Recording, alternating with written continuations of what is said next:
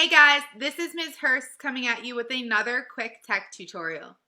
Today I'm going to help you with getting started with EdPuzzle. Now, I personally love EdPuzzle. I've integrated it with Schoology. It integrates with a bunch of different things, and you don't even have to have an account to use it. But how do you get started and how do you find things? Well, it's super simple. All you have to do is type whatever it is you're looking for into that search content box when you log in. There we go, words. So let's say that I was looking for a lesson, and let's act like I'm not a math teacher for a second, just to show that they have stuff for other subjects too. Let's say I was in Spanish and I was looking for the colors. I can type in my object in Spanish and you can see here's a whole bunch of different items. So los colores in the Spanish colors. Los kiwis tienen la piel marrón. So what I can do is go through here and I can pick that video. And if I want to use it, all I'm going to do is I'm going to edit it. It's a 2-minute long video. I could have previewed it before, but we're going to kind of look at it now.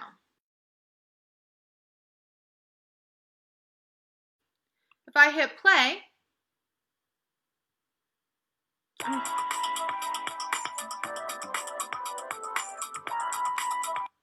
I already noticed something. I don't like the beginning of this video. It's boring. And it's extra seconds I don't need. So here's what I'm going to do. Right now, where am I at? I'm at 4 seconds. I'm going to cut my video down so it is not there. So it starts when we start practicing. So it's going to start with practiquemos. As you can see, all I had to do was drag over using this little hand tool. Now, let's say there's a piece of the video I don't like. Let's go into the middle here where it says rojas. Maybe for some reason I'm not going to cover the color red. What I'm going to do is I'm going to add a cut to my video, and that's going to split my video in half. Now what I can do is I can drag it until it's where I want, and the video is going to skip over this section here that covers red.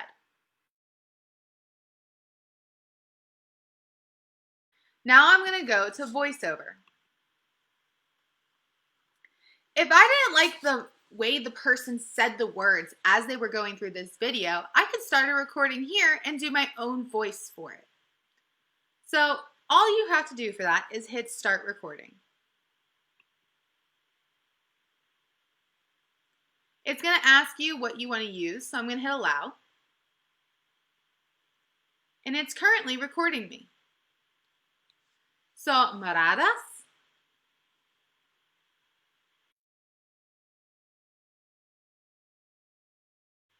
To stop the recording, all I did was hit stop recording. Now what you're going to see is that I can hear the video and it's going to play with my voice over it. Recording me. So, moradas. So what you can see is, with my horribly accented Spanish, is that as you go through here, you're going to get a voiceover of that section. The actual audio from the clip is gone. When might this be good? Well, let's say you find a video online, they do all the steps you want, but the person who's speaking is barely coherent. Maybe you want to explain it yourself as they go through the different steps or pieces of your video. Now the final piece to an EdPuzzle video is adding the questions. You have the option of a multiple choice question, an open-ended question, or a note. Let's start with notes. All I'm going to do is I'm going to go to where I want to be in my video and I'm going to click add a note. I can enter 2 types of notes. I can do an audio note or I can do a typed note. Let's say in this case I just want to say have a pencil and paper ready to take notes. There we go. Now, what if I had people who weren't so good at reading? I can add an audio note with this. Have a pencil and paper ready to take notes. I've now added an audio note. When I hit save, we can now see what this looks like for the student.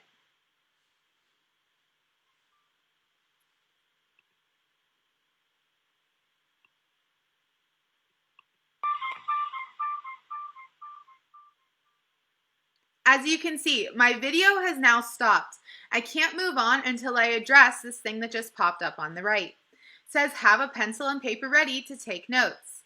And when I hit play, have a pencil and paper ready to take notes, I can hear the audio that I had recorded. Now, when I continue, it's going to make me go forward till I hit my next question. Colores.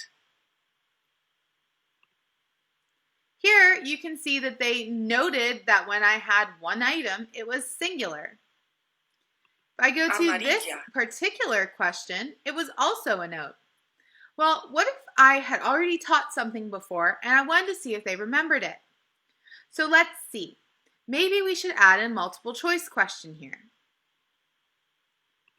Amarillas. Let's add it right here at 43 seconds where it says amarillas.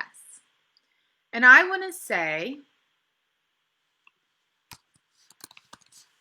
what color is amarillas?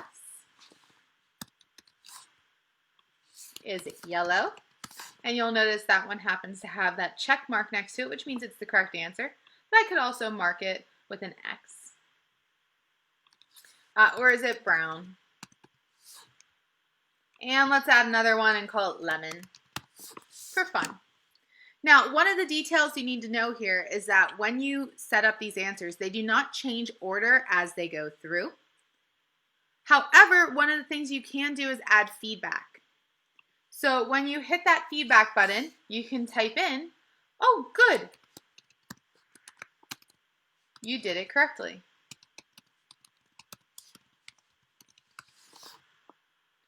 Or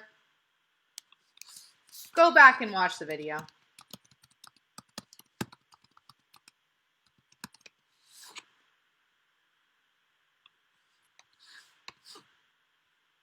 Maybe when they have the feedback, you want to send them to another website. Maybe you want to add a link so that, hey, you didn't get it here, but here's another one you can check out. So let's have them check out my Facebook page.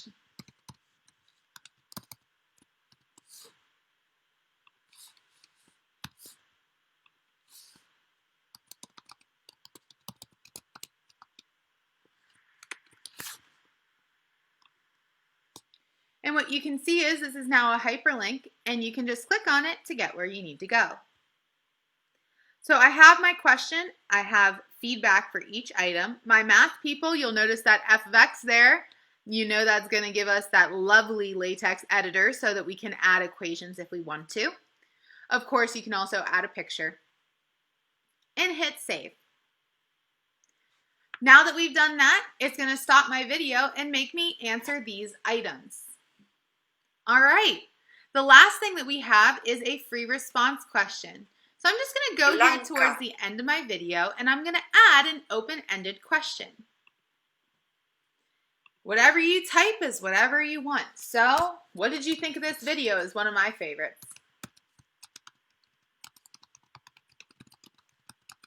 Now, the downside to doing open-ended questions is that you have to go back and grade those yourself manually. When it comes to multiple choice questions, you don't actually have to do that. It'll auto-grade for you. All right, we've now set up our questions. We have a whole bunch of different things. All we have to do now is hit finish.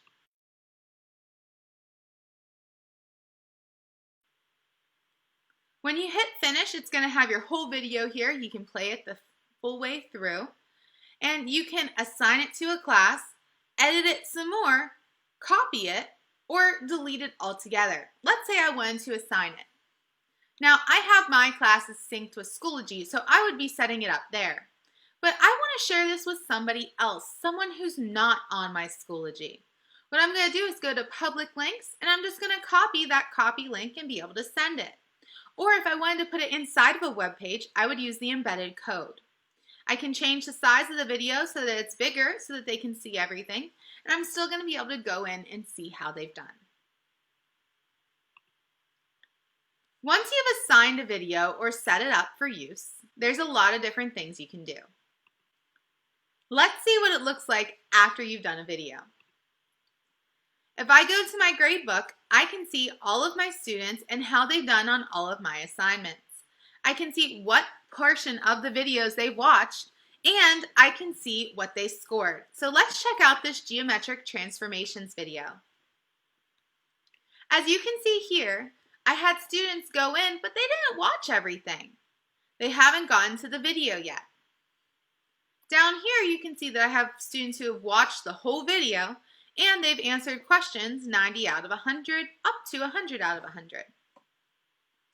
What I'm going to do now is I'm going to click on one of those students so you can see what that looks like. And then we'll go back and check up questions up top. So when I click on any individual student, it's going to show me what they answered. So 90 out of 100, 100%, 9 out of the 10 questions, how much time they spent when they turned it in. If they rewatched any section of the video, it's going to pop up right here and it'll say 1, 2, 3, however many times they watched it. It'll also be a little bit darker so it pops out at you. You can see which questions they've answered and you can go back through and see which ones they missed. At the top you have the next student item, and if let's say they answered something and you're going to accept that answer and you don't agree with what's here, you can override it. You can just turn that into a check mark to give them that credit. If there's more than one way, you can give them half points, let's say. So I could give that a 50 out of 100 this way as well. I can also add a comment, so if they forgot something and I want to direct them somewhere else, they can check the comments.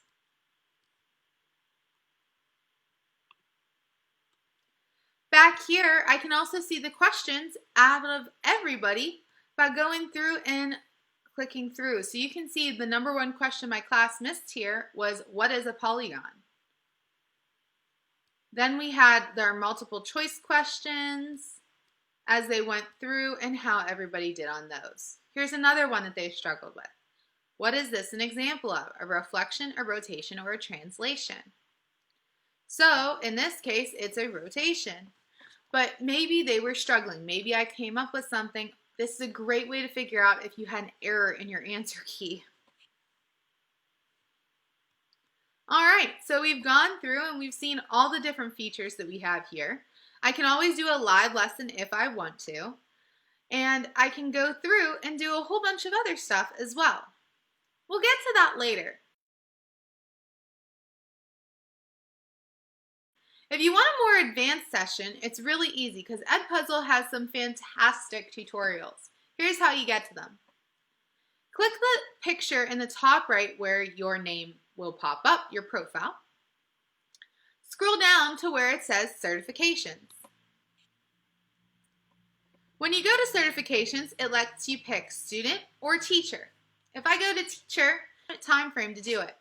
So if you're really liking EdPuzzle, you can go ahead and do that EdPuzzle Level 1 beginner course so that you know what's happening. I've done a lot of these and they're good. They really go through, they're very detailed, and they put you on the student side so you know what to expect as you're using the product. A lot of them are really nice. A lot of them go into a lot of detail. I know for us, we are also using Schoology, so guess what?